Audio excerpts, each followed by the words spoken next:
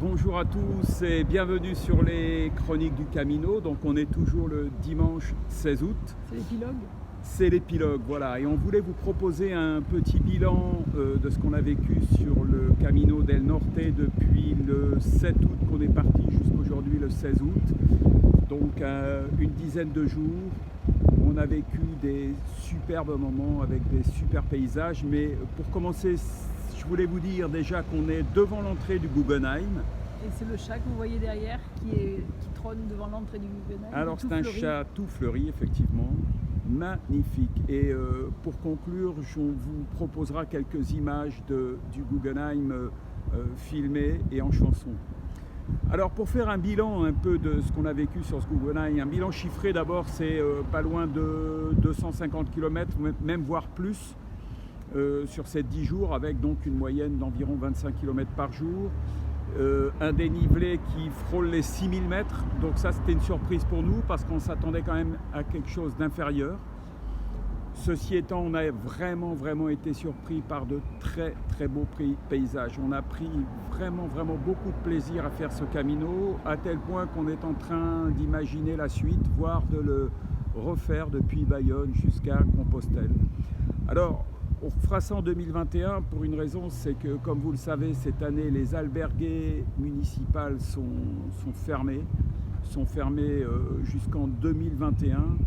Et pour l'esprit du chemin, pour le budget, il est quand même préférable d'attendre que les albergues municipales ouvrent. C'est plus facile.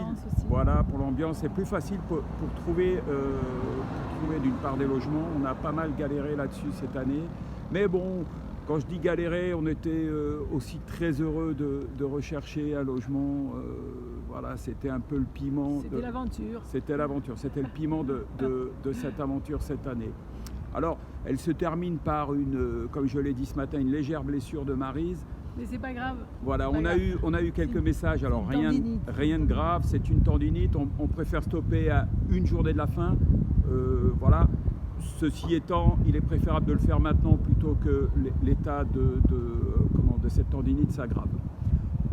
Voilà ce qu'on voulait vous dire.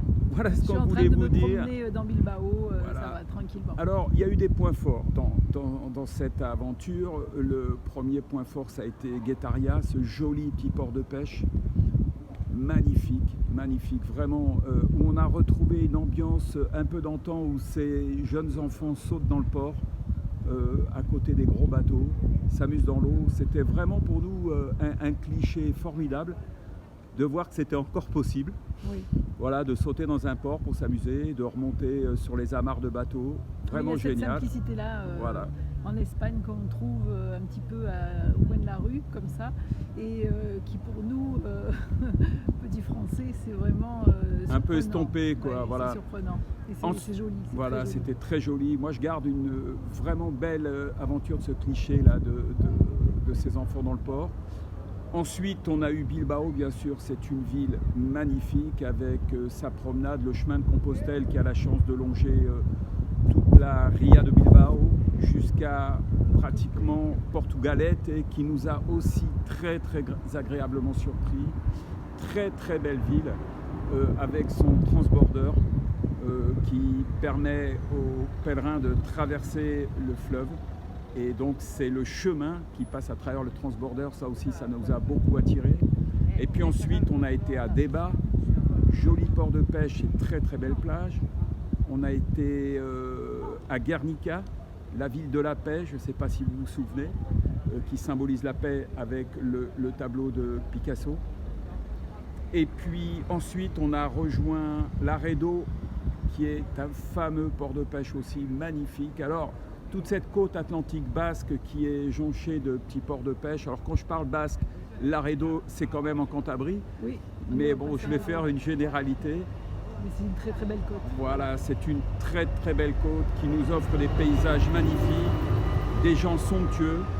Encore une fois, si ces vidéos vous ont donné envie de le faire, ce qu'on vous invite à faire quand même, c'est d'attendre 2021, de façon à ce que les auberges municipales rouvrent et que l'esprit du Camino del Norte reprenne tout son droit.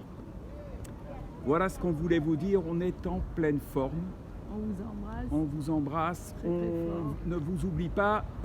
Sachez encore une fois, je le répète assez souvent, que au mois d'octobre, il y a 2 départs du Puy-en-Velay pour ceux que ça intéresse jusqu'à Espalion.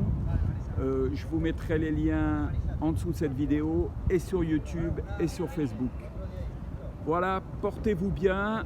On espère vous retrouver pour de nouvelles aventures très très rapidement. Je remercie encore une fois du fond du cœur tous les amis canadiens qui nous ont suivis avec, je disais ce matin, plus de 1300 vidéos, mais on en est maintenant à plus de 1500 par vidéo. Et puis nos familles aussi, et qui nos nous familles, soutiennent, qui nous et nos soutiennent. amis, Voilà. qui nous envoient sans arrêt des petits messages Des aussi. petits messages de soutien. Donc merci beaucoup. Continuez à nous suivre, à travers la chaîne Aventure en Conscience ou la page Facebook. Et on vous tient au courant de notre actualité. À très bientôt. À bientôt, Merci, au revoir.